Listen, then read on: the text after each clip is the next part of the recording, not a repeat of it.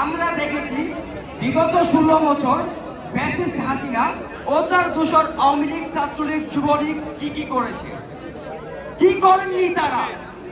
লুটপাট, গুম, খুন, অত্যাচার, হত্যাকাণ্ড, চাঁদাবাজি কি করেননি তারা?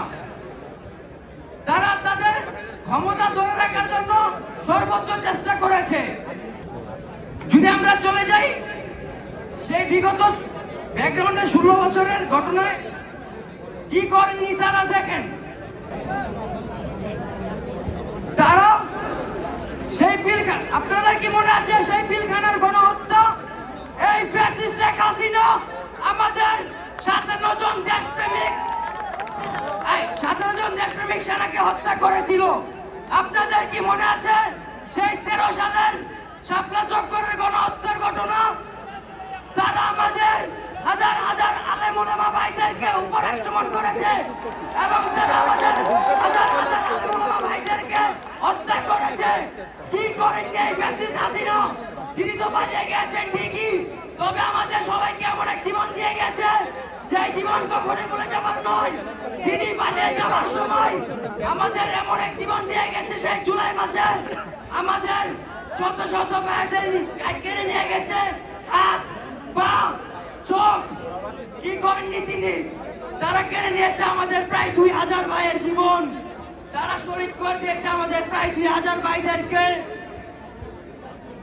আমি বলতে চাই, যদি এক মার্ডারের বিনিময়ে ফাঁসি দেওয়া হয় তাহলে আমার দেশের সরকার আর দেশের জনগণের কাছে একটাই আবদার থাকবে, এই ফ্যাসিস্ট খুনি হাসিনাকে যে কোনো বিনামূল্যে হোক দেশের মাটিতে এনে লাখো লাখো জনতার মাঝখানে ফাঁসির দড়িতে ঝুলিয়ে হত্যাকাণ্ড দেওয়ার জন্য।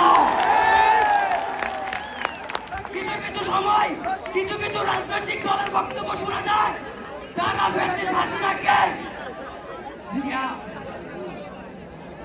আইনের বিচারের আওতায় না এনে দেশে ফিরিয়ে এনে তাদের প্রতিবেশী হিসেবে রাজনীতি করতে চায়। তাদের উদ্দেশ্যে বলতে চাই, শুনেন, আপনারা জানেন না কি হয়েছিল, আপনারা কি করে জানবেন?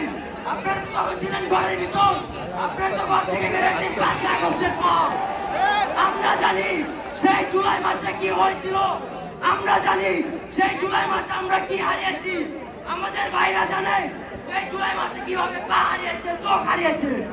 আমাদের অনেকেই জানে সেই জুলাই মাসে তারা তাদের সন্তান, ভাই বোন এবং তাদের ফ্যামিলিকে হারিয়েছে।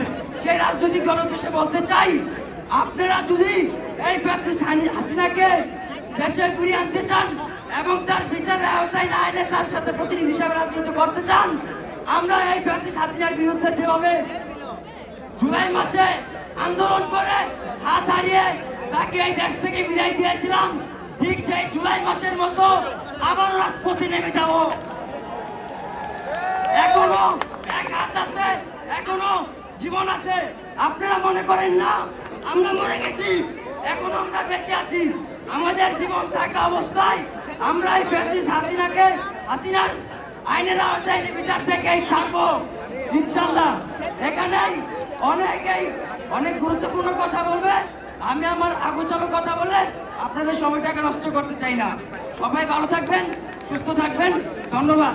ইনকিলাব জিন্দাবাদ।